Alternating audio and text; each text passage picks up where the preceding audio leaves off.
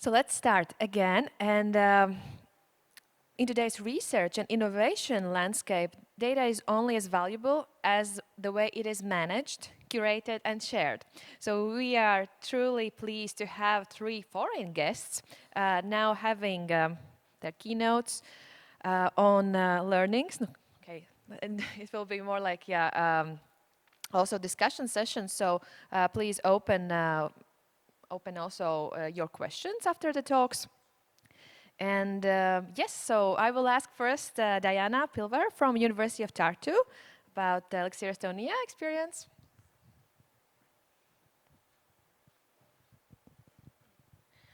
So this works, yes? Okay, great. So my name is Diana Pilver, I'm from Estonia, and I'm here to tell you about future-proofing research data management, but with a small spin. We're going to see if anything that the industry does could help us in universities. So first of all, I'm a data manager.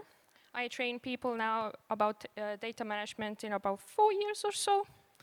But I don't have formal qualifications for it. I mean, I had to learn everything by myself, and look at that. I'm actually a researcher before that and just did a pivot a bit. But I'm full in now, and I believe in data management, and I think it should be done. Everyone should do it. But convincing others is a bit difficult, as every data steward knows.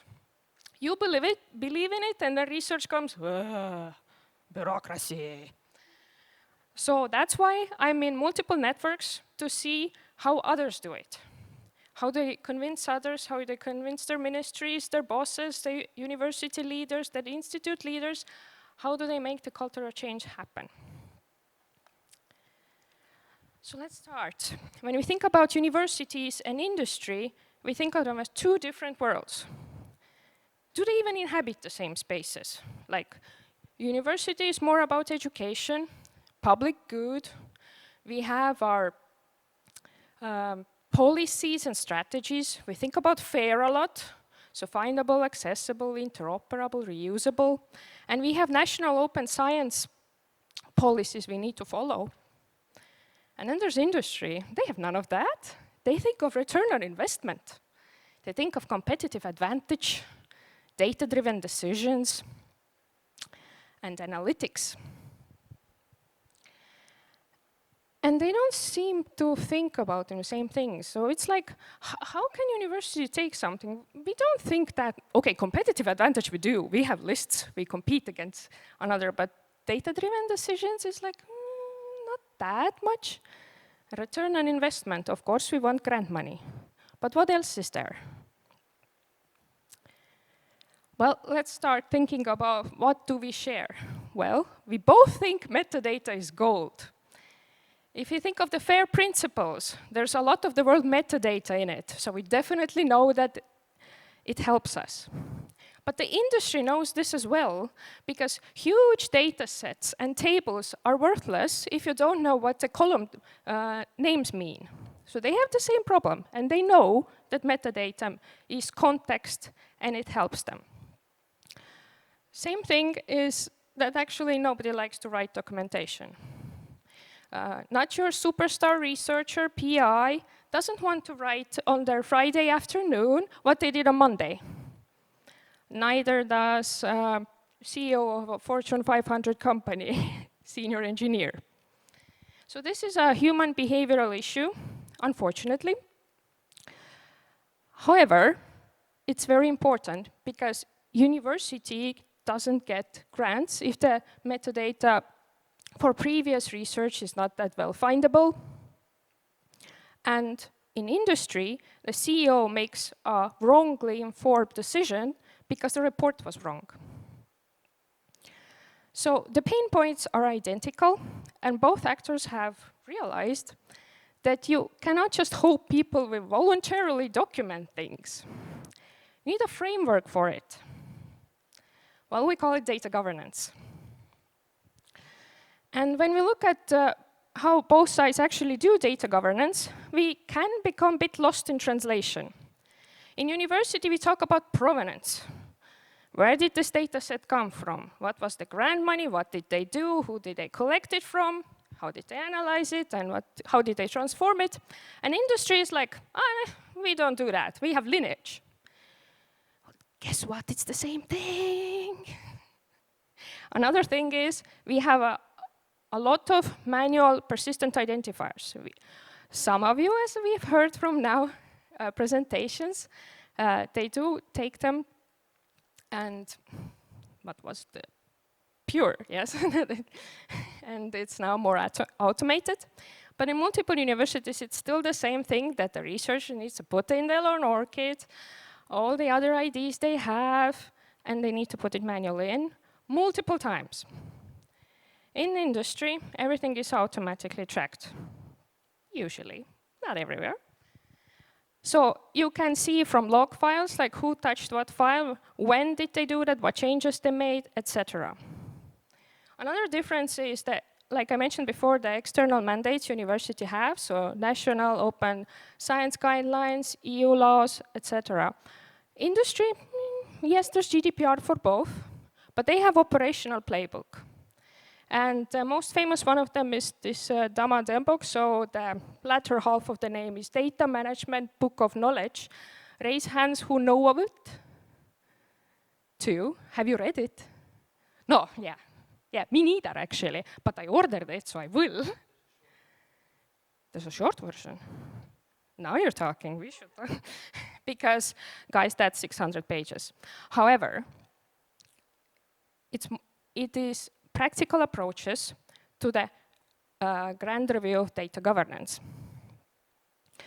But the biggest issue is actually not that we have different guidelines or etc. Biggest issue is the data ownership, I think. Because in industry, data ownership is a very specific thing. It's a formalized role, and it means that individual who is held managerially and financially accountable for a data set. They have legal rights to that data on behalf of the company. And that means that if the person leaves, there's a seamless transfer to their boss or the new person who comes to that job. In university, is it seamlessly really? If a PI leaves, who takes hold of the data set? It's good or better if they leave at the end of the project, because then hopefully the article has been published, the data set is hopefully in a repository somewhere, and problem has been solved. Do all PIs leave at the end of the project? I think quite often they're like, bye, and then the data set is half finished, metadata is somewhere, maybe 1-2 people know, and they're not really happy how the PI left, etc., and it's a problem. Because we don't have this handoff procedures, really. In really sad cases, the PI might not, how to tell you, maybe they passed away. There's nobody to ask even, hey, where did you hold your data? Or like, what's the password? What's the encryption password, please? And then what? So how do we move from here? We need to start thinking of data as an asset. If you are into any major bank or telecom company, and then they will know where their data is, and they know what data they have. What about universities?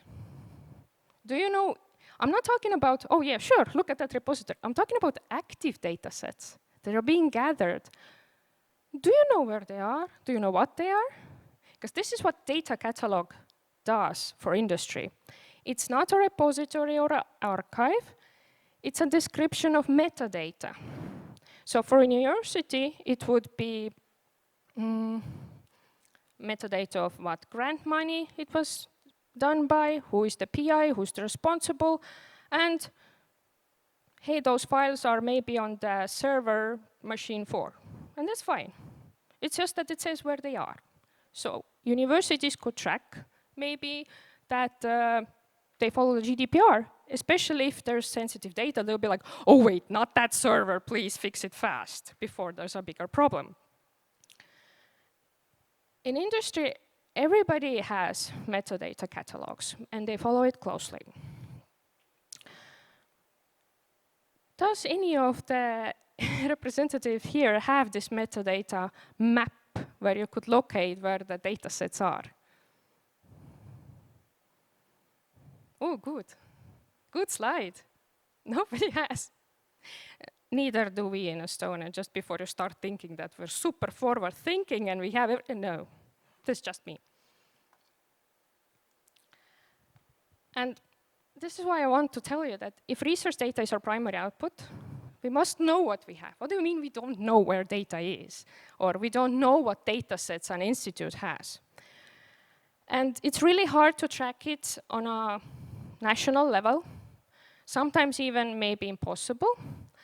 But you could start smaller, maybe with one faculty or one institute, and see what you can find. Who knows what data sets are in the basement, as we heard from previous talks, and or in someone's garage, and then you'll be like, ooh, we should deal with that maybe. So, when we build this catalog, it serves the university actually in two ways. So before publication, we could make sure that GDPR and all the other laws are followed properly, because when we have the metadata or data set, we can make sure that it's in the right server, there's proper access rights to it, and everything is kosher. But after publication, catalog becomes our engine for growth. It becomes about impact, because once the paper is published, the catalog allows us to see exactly what science our university has, and it gives us visibility.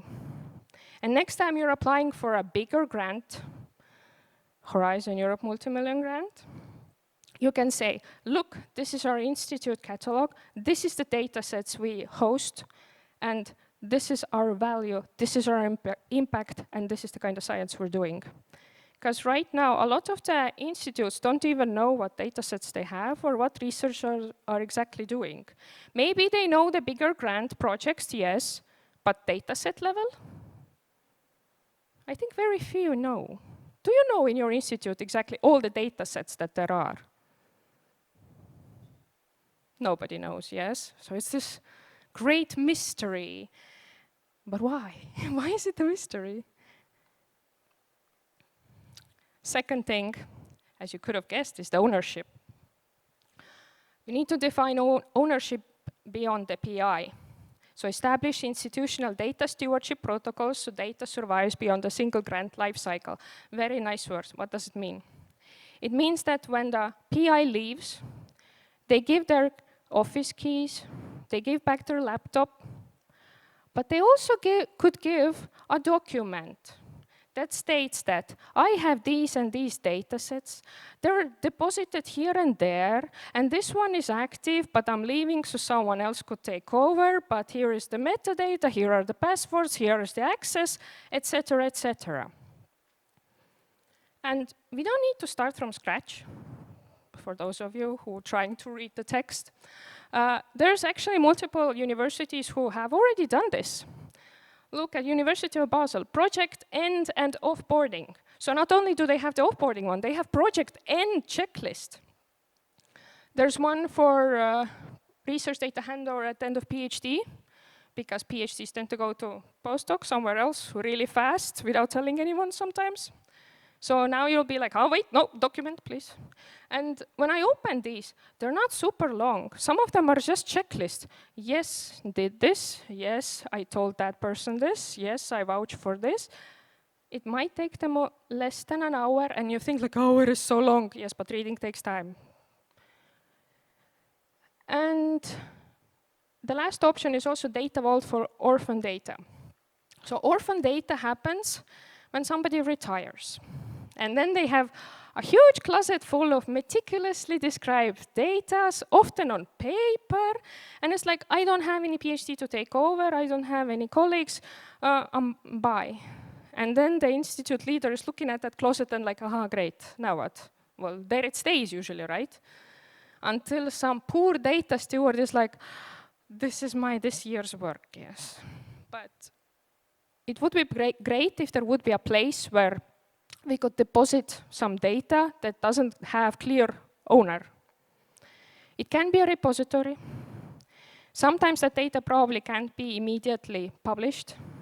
So University of Edinburgh and Manchester have made specific, well, they have a policy on what kind of data can go into, but you can think of your own policy, but just have somewhere a document that says that if certain, I don't know, calamities and disasters happen, you can put this data here for this set amount of time. So there is at least a place, and the data doesn't remain on someone's Google Drive until, whoops, they're not paying for it anymore, delete.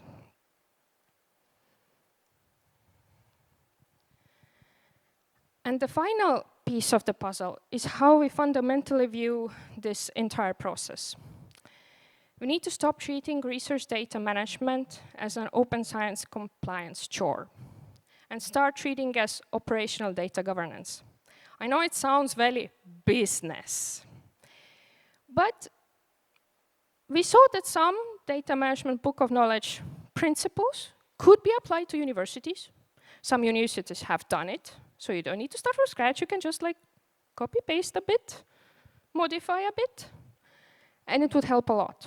Because right now we see research data management still as a bit of a burden, especially administrative. And when data steward says like, oh, you need to write this data management plan. Okay, researcher writes a bit. And then data steward says, well, half the things you wrote are not good enough. That's time they don't have to deal with it. Yeah, I've told that too, they weren't happy. But there are 2 universities who already incorporated it on a higher level. So, University of London, they have a data governance policy. It's not only about corporate data, and I mean the student data, the financial data, etc. They have it for research data also. And if you want not to go immediately full in, but phased out option, then University of St. Andrews also have data governance policy, but theirs only applies to finalized data for preservation and open access, and specifically says that active research data, yeah, we're not touching that at the moment. So they're giving their academics a bit of freedom that during the research they are the owners, you do whatever, but once the project has ended and you have to share your results, that's when the university says, here's our support, also with slight demands, but also offering like, this is the places you could put your data, and here's a data steward maybe to help along.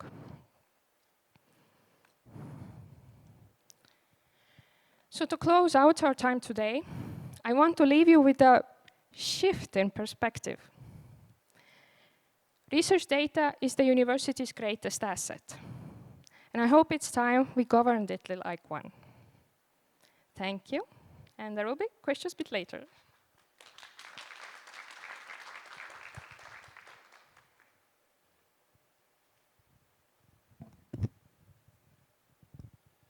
Or questions now. We can do it now If or anyone later. has. I also have a question, but we can do it after the session to have a joint, yeah, if other speakers are. That was super greatly put. Thank you so much. Enjoyed it. Yes, so I forgot my... was so into the presentation that it got me carried away. So let's continue. Next is Liisa Letsalu. I hope I'm pronouncing correctly, from Research Data Alliance Estonia. So welcome, and I just got a new affiliation, but I just got a new affiliation from you, but that's okay.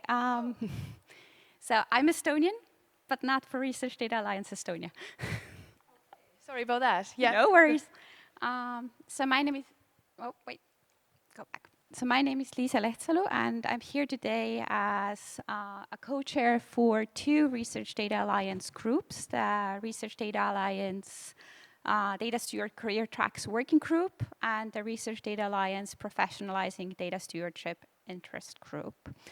And I'll talk a bit about data stewards and data stewardship as soft infrastructure in the research data ecosystem.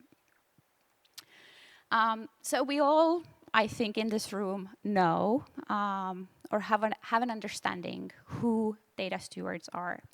So data stewards are professionals who guide researchers and research organizations in managing, storing, and sharing research data to meet fair and care data principles.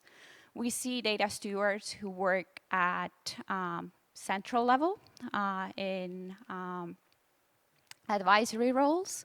In the first session on data stewardship, we heard from groups of data stewards in 4 organizations who were central level data stewards.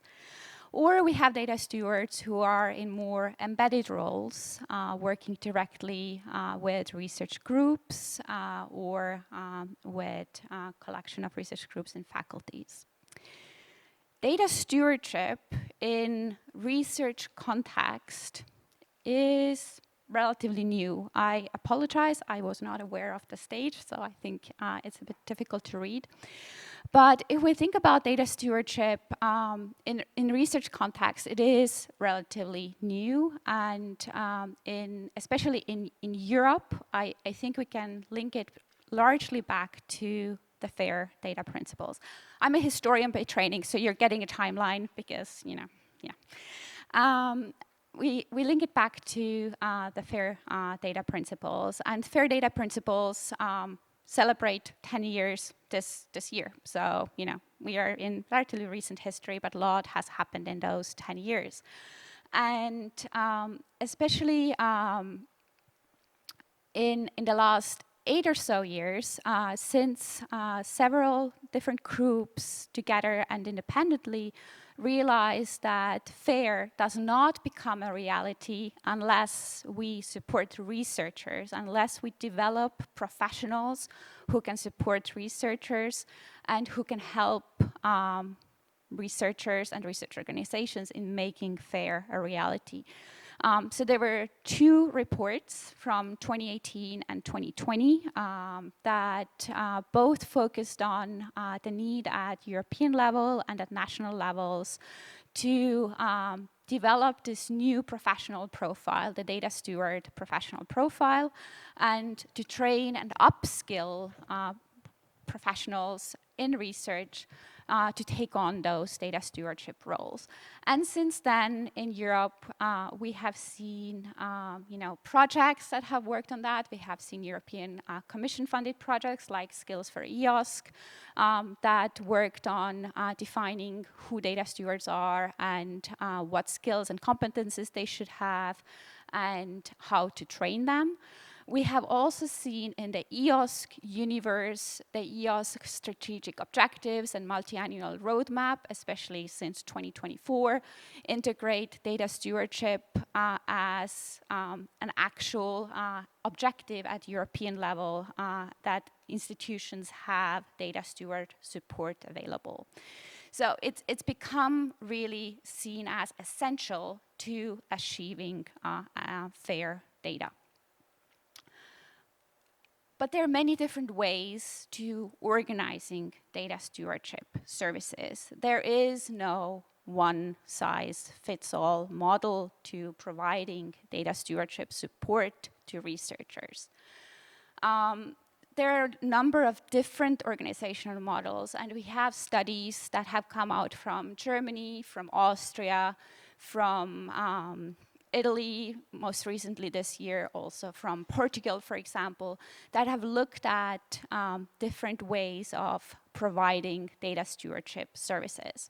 And from there, the image is from a German study. We can identify different organization models. So there are the help desk models, there are competence center models, they are a network or decentralized service models. And these different models, they distinguish themselves in terms of where do data stewards sit in the organization, how do they interact with researchers, and on what they interact with researchers. Do they interact with researchers directly about data management? Or in the help desk model, for example, do data stewards function more as in an advisory role, the first point of contact, listening, understanding the question, as somebody said earlier, you know, listening not to answer, but really to understand the question first and foremost, and then sending the researcher on to appropriate service, whether it be legal or IT or so on. The organization model that an organization adopts, it really depends on the organization's strategies. They depend on available resources, both monetary and staff resources. They depend on the context of service development. We have data steward services that are situated in libraries because a library in 2018 suddenly got stuck with, okay, we have this new thing, we need to manage and support researchers with managing data. You, librarians, you're used to interacting with researchers. Now take on also this new task. Or we have data stewardship services that you know, developed in a more independent way at a central level where university, for whatever reason, or a group of faculties for whatever reason decided they are hiring data stewards and they put together a data steward team. At European level, I think the TU Delft example and model that many have emulated since then is one example.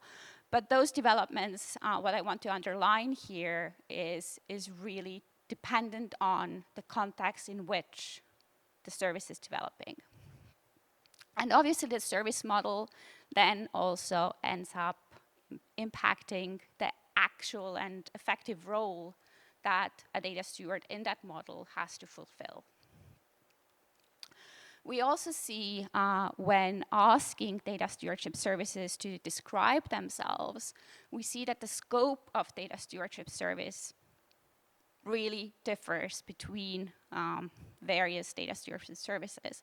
So in an international study that the Research Data Alliance Professionalizing Data Stewardship Interest Group completed in 2022, we asked respondents to indicate what the scope of their service is. And you see that you had services that, you know, were just advisory services. Just here is not to belittle advisory services, but meaning they advised, they did not do any hands-on work with data. There were services that were training services. There were services that provided repository services. The scope was really different between services. We also found in 2022 that services that were decentralized, more likely, they were more likely general or multi-domain. And I highlight this here because I would be very interested to do this survey again today and see if this still holds true. Because I have a feeling that in the last 4 years, the service maturity has changed because organizational services are developing very quickly at the moment. And 2022, service maturity was one thing. 2026, service maturity is the other thing. And when in 2022, maybe there were more advisory and training focused services, I think in 2026, we would find much more focused tools, workflows, protocols, focused services. But this is to highlight that the scope of service can really depend, again, from organization to organization, and the organizational context matters. And why does the organizational context matter? This is a lot to take in, but I put it here because this is from an article that took a look at a context for RDM services in a research performing organization. And it went through interviews, went through identifying what were the drivers at the organizational level for providing research data related services, what were the influencing factors of how those services were provided, who were the stakeholders for those services. So around the central bit. and you see how long those lists are. For research data services, there are many stakeholders. It is not just researchers. It is your university managers, it is your university library, it's your university IT, it's your legal, it's your privacy team, it's your ethics boards, and the list goes on. There are many different stakeholders to how research data related services are offered. For different organizations, why they are building, developing, and offering research data services, the drivers, there can be many different drivers. They can be anything from making sure that the university's research data are well stored or well archived, but there can be also compliance related drivers to why they're doing it. They want to comply with European Commission funding mandates or some other funders' mandates, so they have to do it. Or they want to make sure that their research data are of good quality. There are lists of drivers. And also the influencing factors, what shape how a service is organized, how it's provided. There's, again, a long list. And this is why no two services really can be the same. Because going through an internal assessment exercise of what our drivers, what our influencing factors are, who our stakeholders are, the results are always slightly different. And the resulting service, how it's developed, the resulting service also usually needs to fit into a university environment that's already there. The library, the IT, the legal, they already have some things that they do and some things that overlap with what a potential data stewardship or a research data management service would do. So that's also something that needs to happen. So why I've been talking about all of this? Why have I been trying to underscore how context-specific data stewardship services are and how many different influences and drivers there are? It's because I really wanted to underscore that any data stewardship service or RDM service, it responds to, negotiates with, and translates between different drivers, different influences, different infrastructures, different services and stakeholders. It does not exist as an island. And this is where I want to bring in this concept of data stewardship as a soft infrastructure. So if we talk about infrastructures, we differentiate between hard, social, and soft infrastructures. So hard infrastructures are your roads, your train tracks, your energy grid, so on. Social infrastructures are communal spaces that allow individuals or communities to come together and to engage. So your parks, your libraries, public libraries, and so on.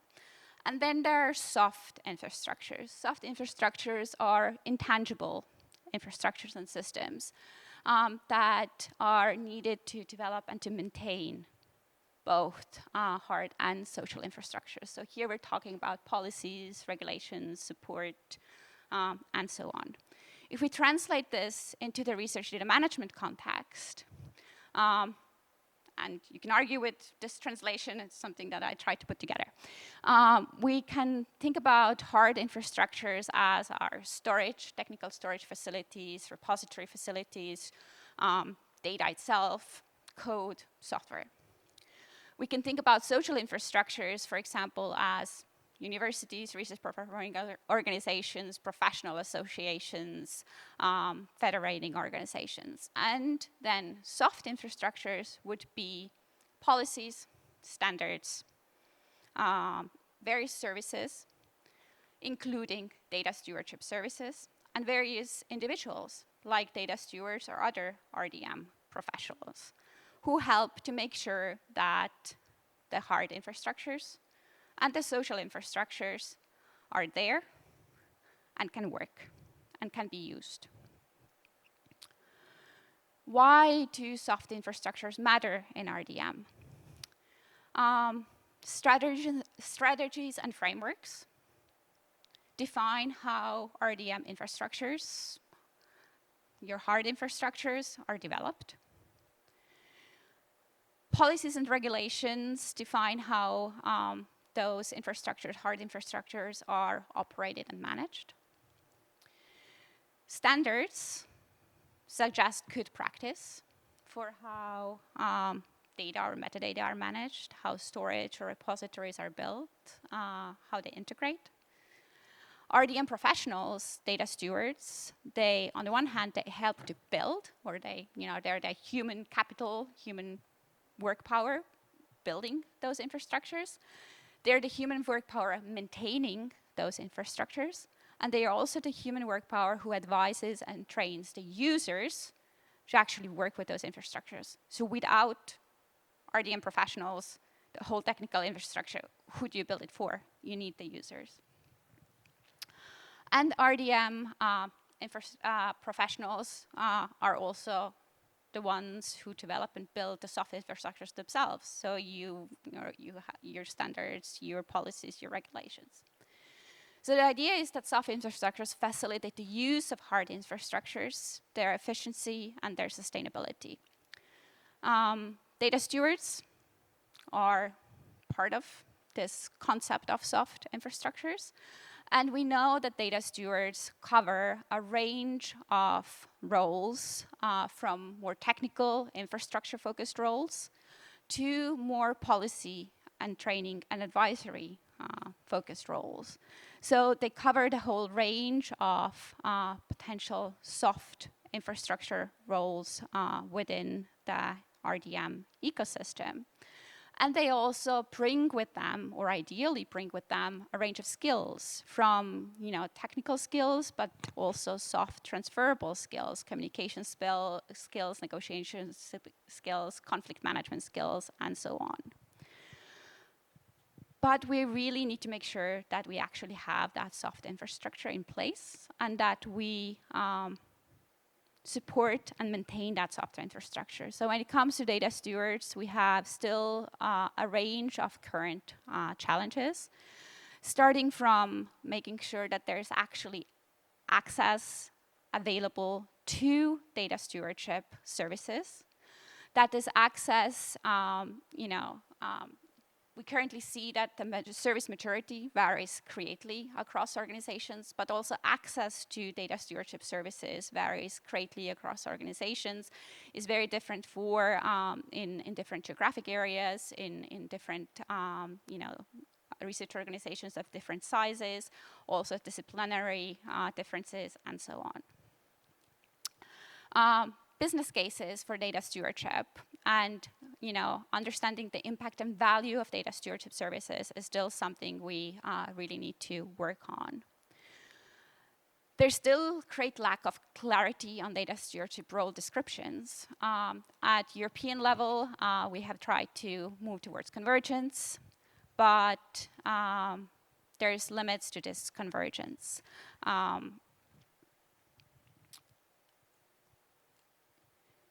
There's lack of defined career paths for data stewards. We need to consider not only how to recruit data stewards, how to train data stewards, but we also need to consider how to retain data stewards in the long term to make sure that there is a career available to them. So this soft infrastructure is there in the research data management ecosystem long term. And finally, we need to reward and recognize. I'm not sure I quite agree with Sonia's statement that, we're always happy to sit in the cellar.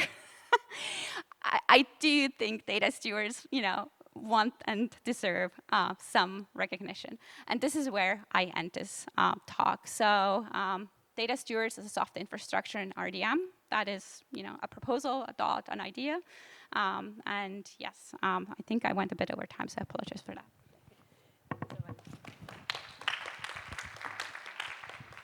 There's also, when you get the slides, there's also a little bibliography if you want to go and dig deeper. Thank you so much, Lisa. Yes, we go further. We have a guest, Jetse, from Dutch Repository Services. He's a data station manager, humanities, and research data at national scale. Yes, Thank you very much. Can everybody hear me? Yeah, I see people nodding, very nice. So, that goes a bit too fast. Thank you very much for this invitation. I work for an organization which does not have data stewards, but which aims to make life of data stewards a bit easier and address some of the problems that you just pointed out. I'm a data station manager, which is a kind of community manager for the humanities, and in the next, let's say, 10 to 15 minutes, I would like to take you through how we as an data management organization try to move along with the pretty fast developing world around us. And since I'm a historian also by training, I thought I'd do this in a chronological fashion. So after briefly introducing DANS, I want to go first back to where we came from. Then that's the data archiving network services part.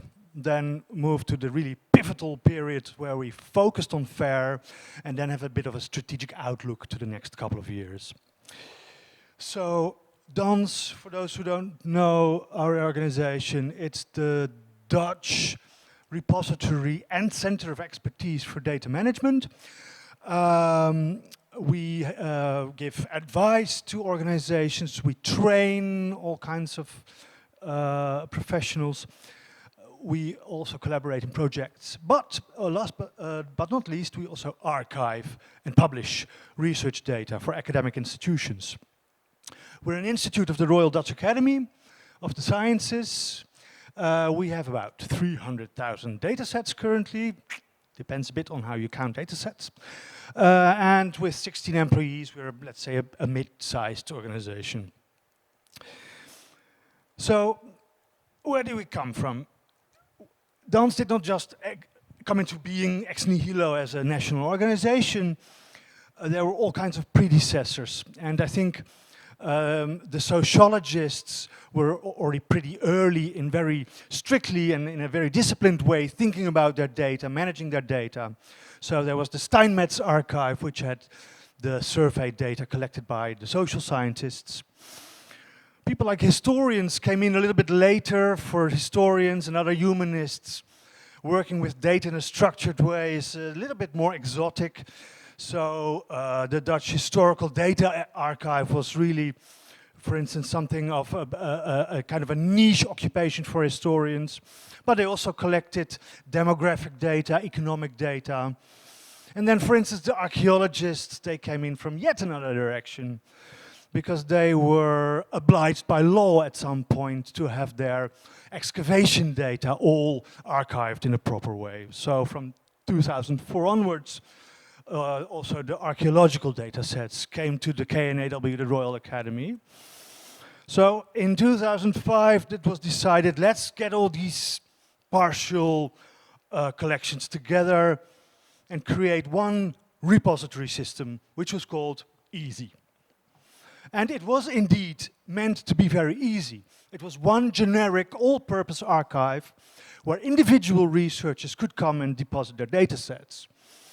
We developed it ourselves in-house, and it was based on the Fedora platform, and it was pretty successful.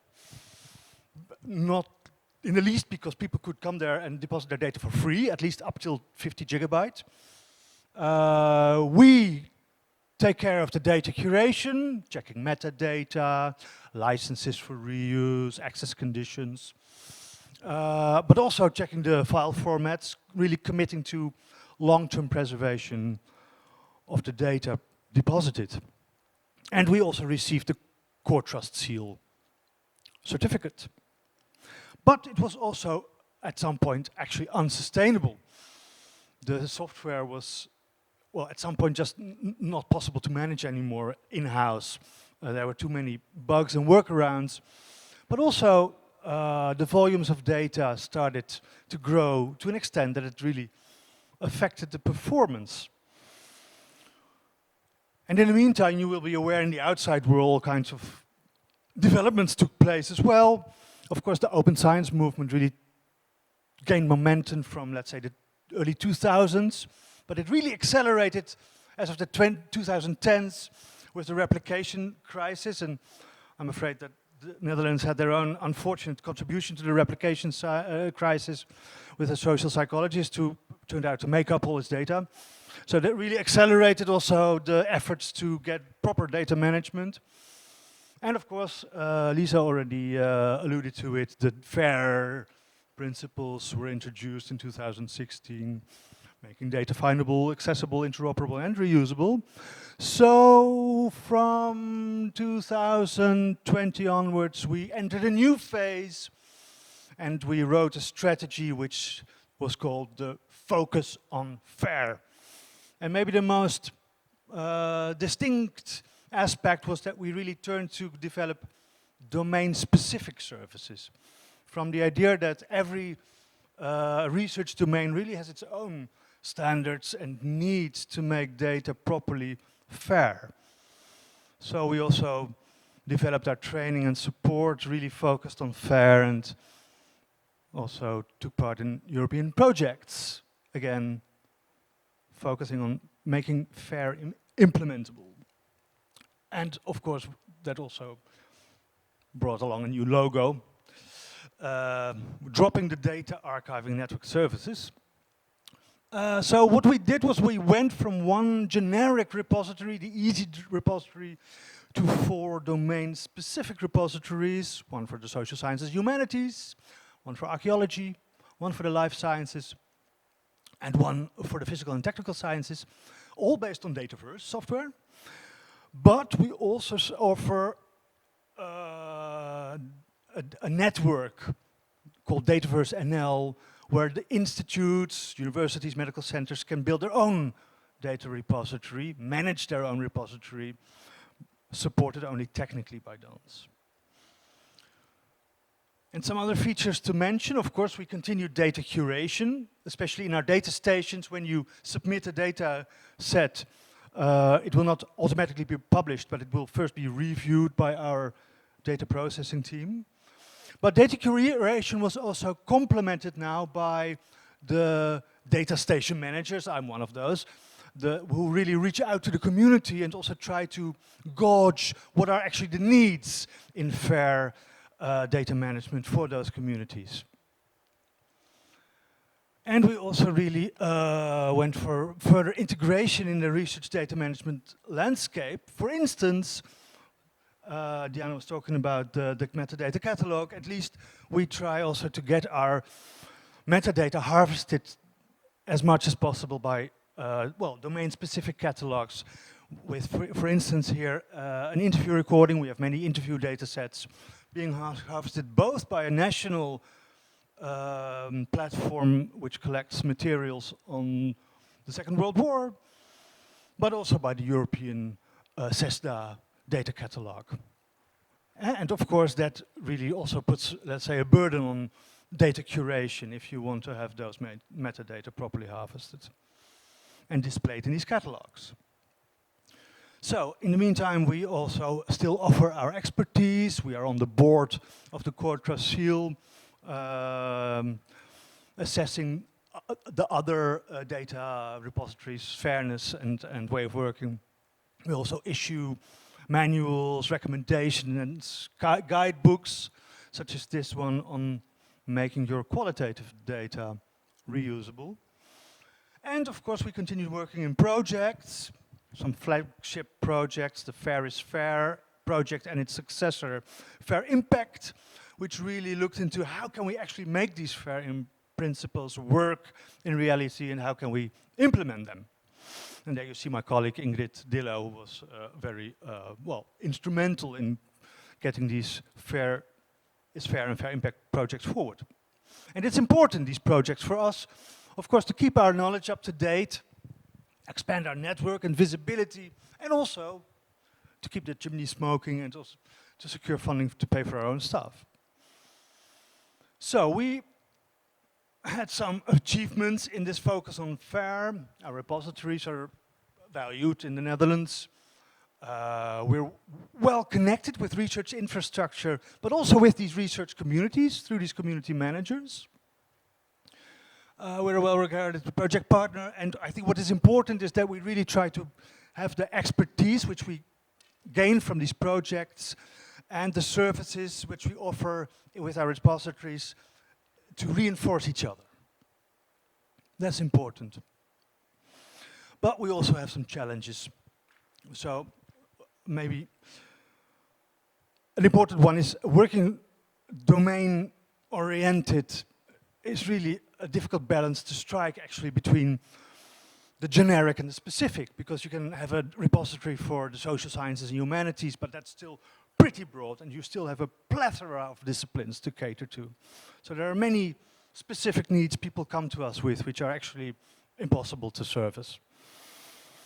Another one which is kind of challenging is that our in-house data stations are a little bit of an uneasy cousin and sometimes even a bit of a competitor to these data-first NL institutional repositories, which we also service.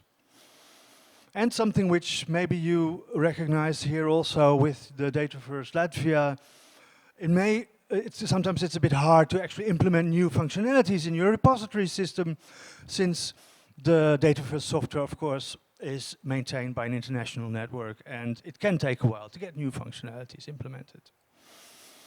So with that, we are now looking out to a new period, and apart from these challenges that I just mentioned, there, of course, the outside world is still evolving as well. Some important observations from our perspective is that locally, institutionally, research data management has matured quite a bit the last 5 to 10 years. Data volumes are growing, data sharing is becoming much more common, and institutes also really start to develop their own knowledge with their own systems of their own networks of data stewards. At the same time, we noticed that at various levels, integrations are really called for, both at a European level with the ieraksts and the ieraksts developing standards and protocols for increased interoperability, but also within the Dutch ecosystem of research infrastructures. We have our neighboring organizations, the IT services for higher education, and the research software developers who also call for collaboration to integrate. And of course, artificial intelligence is also an invasive new development which we need to reckon with, both for our own data curation workflows, but also for data discovery systems.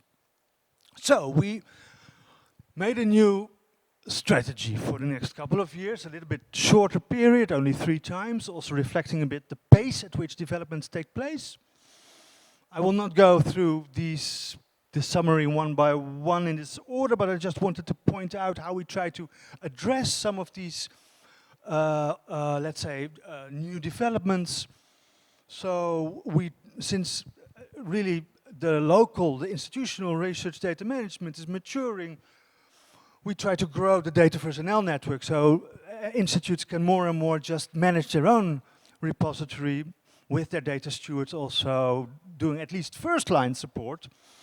But we then consider our own data stations, our DANS data stations, maybe as a bit of a testing ground to see how can we actually deal, for instance, with orphan data sets, or with even maybe deselecting data sets at some point.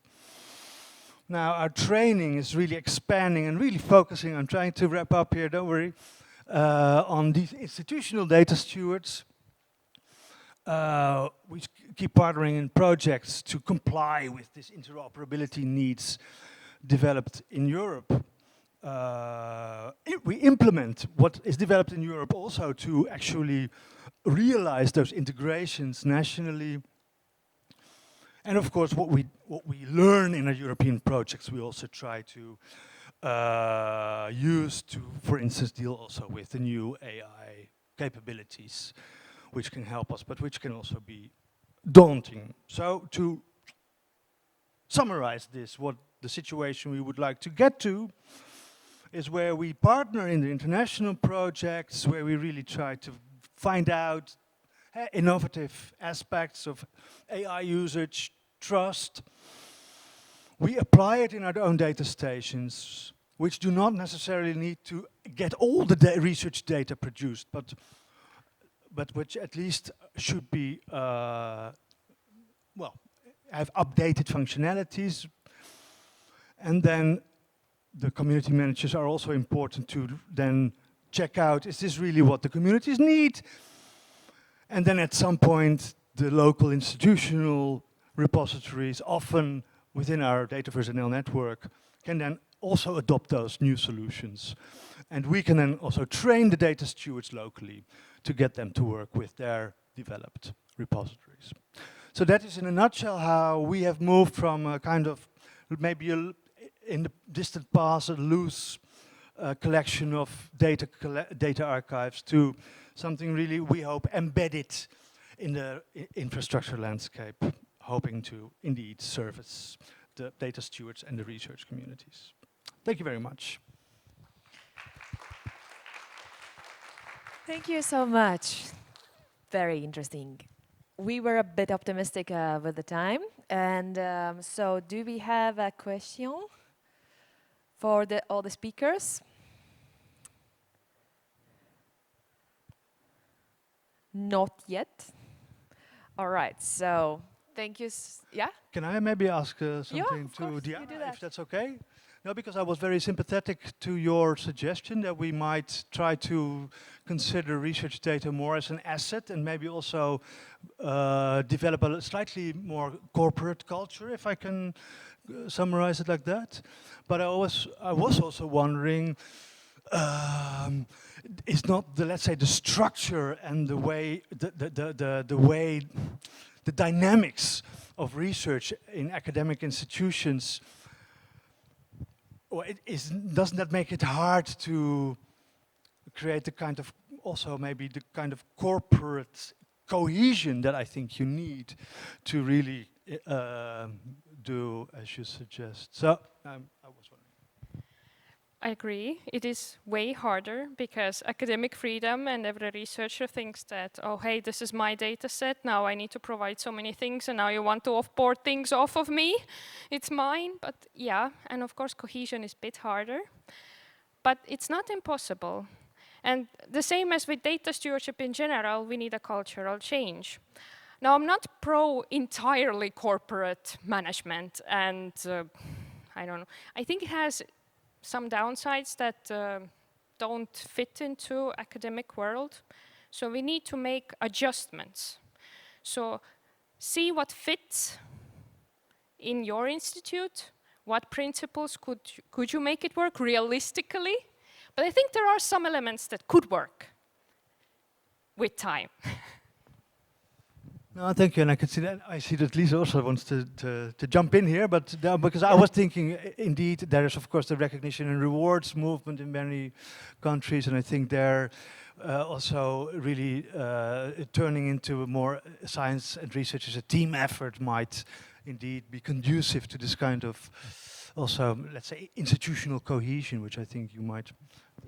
I actually think considering and making sure that organizations do consider research data as an asset would actually also help with the big challenge of making business cases for data stewardships and RDM professionals, because if an organization starts to see research data as an asset, not just like a side product, then they're also willing to put much more resources into managing that asset.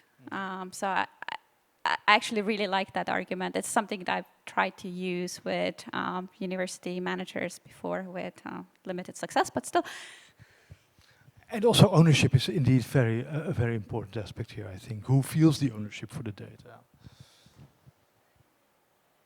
Fantastic.